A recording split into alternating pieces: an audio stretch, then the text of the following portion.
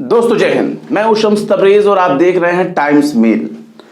नशा का नाम आपने सुना है? नशा नशा सिर्फ बीड़ी, पान, सिगरेट, चरस, गांजा या हेरोइन का ही नशा नहीं होता, दारू शराब का ही नशा नहीं होता। एक और नशा होता है, ताकत का नशा, सत्ता का नशा। और ये एक ऐसा नशा है कि अगर किसी के सिर पर सवार हो जाए तो ये उतरने वाला नहीं होता। ये उतरता तब है जब इंसान के अंदर जब कूट कूट कर जो गुरूर भरा हुआ है, जब वो गुरूर टूट जाता है, जब वो घमंड चूर चूर हो जाता है, तब जाकर इंसान अपने होश में आता है। तब उसे पता चलता है कि हाँ, ये दुनिया तो बहुत बड़ी है और हम कितने बड़े सपने में जी रहे थे, इस बात का अंदाजा हो जाता है। लेकिन शेख चिल्ली के सपने बैठकर दिन में आंखों से देखने में क्या बिगड़ता है? अगर खुली आंख से अगर आप सपने देखने में यकीन रखते हैं तो आपसे बड़ा बेवकूफ कौन हो सकता है? और खुद को सर्वश्रेष्ठ और दूसरों को सबसे खराब समझना, यह भी एक नशा है। लेकिन अब यह नशा जब भारत में आया तब क्या हुआ? इन 7-8 सालों के दौरान ये जो नशा चढ़ा, वो नशा चढ़ा धर्म का। अफीम से भी ज्यादा खतरनाक ये नशा चढ़ा और इस नशे में खुद को सबसे महान और दूसरों को सबसे घटिया समझने का काम किया गया। हम ये नहीं कहते कि फला धर्म अच्छा है, फला धर्म बुरा है, या हम सबसे सर्वश्रेष्ठ हैं। ये नहीं, ये तो गुरूर वाली बात आ गई। लेकिन जिस तरीके से धार्मिक अल्पसंख्यकों पर हमले होते रहे, उनकी मॉब लिंचिंग होती रही, चमड़ियां तक उधेड़ ली गई, हत्याएं तक कर दी गई, वो आखिर क्यों? और ये कौन से घमंड का नतीजा था? लेकिन जब मामला हद से आगे बढ़ गया तब जाकर विदेशों से आवाज उठना शुरू हुआ। अंतर्राष्ट्रीय संस्थाएं तो बहुत पहले से कहती आ रही थी कि भारत में नफरत का बाजार करना है, और इन 7-8 सालों के दौरान तो और भी ज्यादा। अभी अमेरिका की एक रिपोर्ट आई थी मानवाधिकार को लेकर के, धार्मिक स्वतंत्रता की आजादी को लेकर के, उसको भारत सरकार ने खारिज कर दिया था। आईओसी वगैरह जो संगठन है, वो भी अक्सर कोई ना कोई बयान दिया करते हैं, लेकिन सबको भारत सरकार जो है टाल देती है उनके बयानों को। लेकिन जो एक ये बयान आया पैगंबर इस्लाम के खिलाफ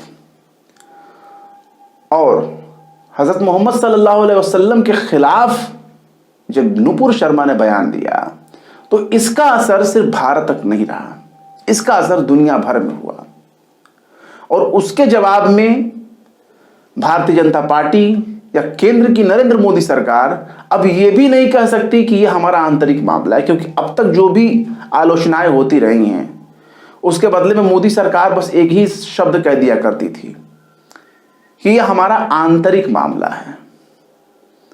तो हर चीज को आंतरिक बताकर बच जाना ये अब महंगा पड़ गया।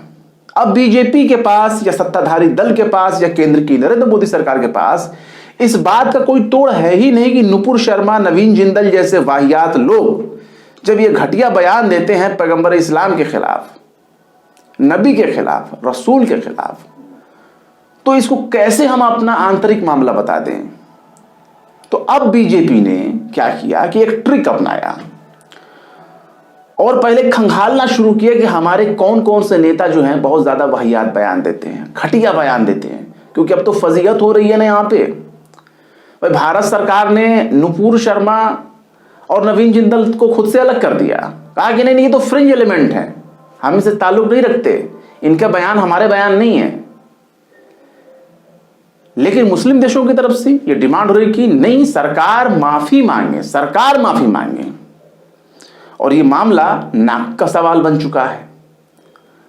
अरब देश पीछे हटने को तैयार नहीं और सरकार उस बयान के लिए जिम्मेदारी लेने के लिए तैयार नहीं। तो ऐसे में बीच का रास्ता क्या बनता है, उसकी तलाश हो रही है। और ये अध्ययन भी हो रहा है कि हाँ, ये रास्ता हमारा सटीक जाएगा भी या नहीं जाएगा।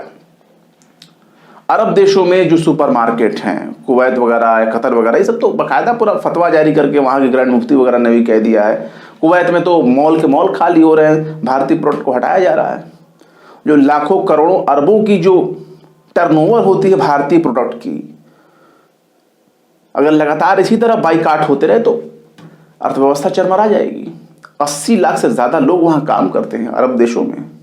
आखिर वो अगर उनका बहिष्कार करना शुरू हो गया तो फिर क्या होगा? भारत के लिए, हमारे देश के लिए जितना बड़ा ये संकट पैदा हो जाएगा, उससे भी बड़ी शर्मनाक बात हमारे लिए हो जाएगी कि हम अपनी मूर्खता की वजह से या भारतीय जनता पार्टी की बेवकूफ़ी की वजह से, उसके लंपटपने की वजह से उसका पूरा का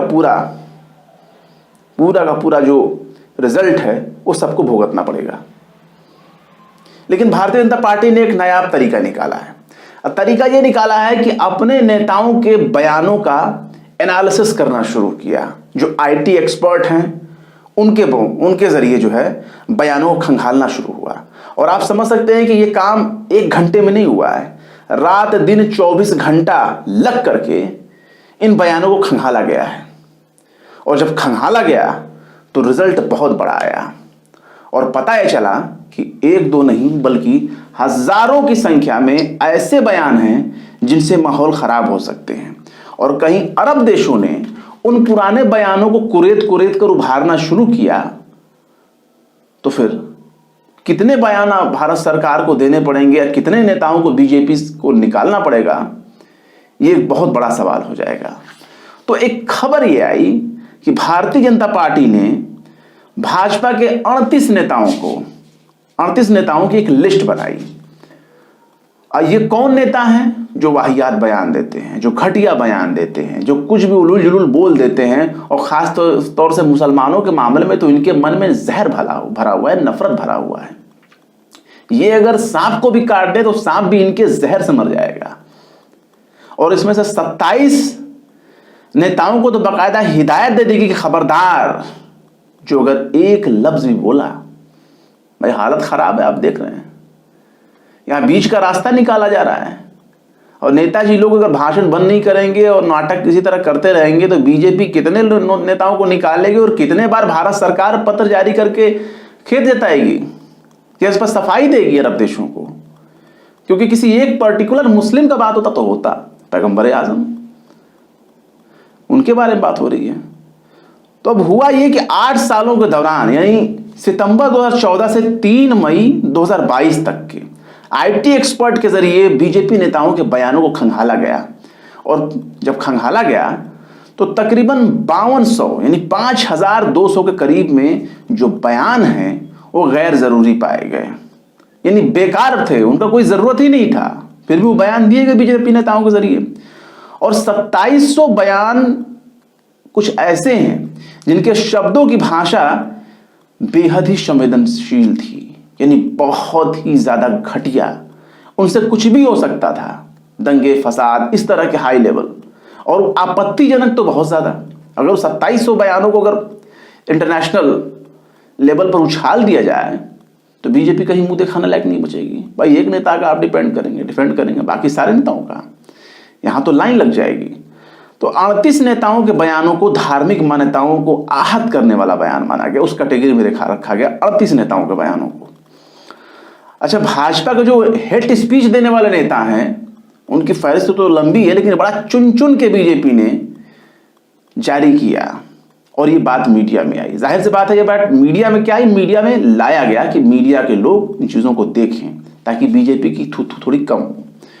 उसमें अनंत हेगड़े हैं, शोभा करंदलाजे हैं, बिहार वाले गिरिराज सिंह को तो आप जानते ही हैं, पाकिस्तान का वीजा पासपोर्ट लेकर घूमा करते हैं कि भाई यहाँ से निकलो, जाओ पाकिस्तान जाओ, ये वो नेता हैं। इसमें आपको तथागत राय मिलेंगे, प्रताप सिन्हा मिलेंगे, विनय कटियार मिलेंगे, महेश शर्मा, टी राजा सिंह, वो हैदराबाद वाले लंपट विधायक, फिर है विक्रम सिंह सैनी, साक्षी महाराज, इनको तो आप जानते ही हैं, मुंह खोलेंगे तो बस गंदगी फैलाना शुरू करेंगे साक्षी महाराज। संगीत सोम सरधना वाले 12वीं पास हैं खतौली से, जो एक बार कह रहे थे कि इतिहास किसका इतिहास, कौन सा इतिहास, कैसा इतिहास? इतिहास 12वीं पास क्या जानेगा। खैर, जब 10वीं फेल आदमी, जब 10वीं में फेल 3 बार फेल होने वाला आदमी अक्षय कुमार पृथ्वीराज वाला एक्टिंग कर सकते हैं, पृथ्वीराज वाला इतिहास बता सकते हैं, तो 12वीं पास वाले को तो वैल्यू कुछ ज़्यादा ही है। तो इस तरह से उन नेताओं की लिस्ट खंगाली गई है, और जब खंगाली गई तो बातें खुलकर सामने आई। अब बीजेपी के ऊपर डिपेंड करता है कि जिन नेताओं को उन्होंने सेलेक्ट किया है कि भैया खामोश रहना, बोलना नहीं है, वो अपनी जबान पर कितना लगाम रख सकते हैं। क्योंकि आने वाले दिनों में इस मामले को निपटाने के लिए कोशिश हो रही कि भैया जल्दी से जल्दी इस मामले को निपटाओ, हम अपना व्यापार करें, व्यापार से ही तो सब कुछ है, वरना इकोनॉमी तो ऐसे ही माइनस से निकल कर धीरे धीरे उभरने की कोशिश हो रही है। और इस तरह से बाइकाट होने लगेगा तो सिर्फ अरब देश थोड़ी ना बाइकाट करेंगे। इसका अगर नतीजा ना निकला तो अरब देशों से संबंध रखने वाले ईसाई देश भी हैं। कल तक इजराइल बहुत बड़ा दुश्मन माना जाता था अरबों का, आज तो उसके साथ भी अरबों की बलगैयां चल रही हैं। तो अब क्या होगा, आने वाला वक्त बताएगा। फिलहाल क्या कहेंगे इस घटनाक्रम के बारे में कमेंट बॉक्स में जरूर बताएं। वीडियो पसंद आए तो लाइक करें, शेयर करें, और विभाग निष्पक्ष स्वतंत्र पत्रकारिता को सपोर्ट करने के लिए आप हमारे चैनल टाइम्स मेल को जरूर से जरूर सब्सक्राइब करें, और हाँ, बेल आइकन का घंटी वाला बटन दबाना बिल्कुल ना भूलें। फिर मिलते हैं किसी और वीडियो में एक नई खबर के साथ। शम्स तबरेज़ को दीजिए इजाजत। जय हिंद। तो देख लिया आपने हमारे इस वीडियो को। हमें उम्मीद है कि आपने हमारे वीडियो को लाइक किया होगा और दूसरों को भी शेयर किया होगा। अगर अभी तक आपने हमारे चैनल टाइम्स मेल को सब्सक्राइब नहीं किया है तो जल्दी से सब्सक्राइब कर दें और बेल आइकन भी प्रेस कर दें।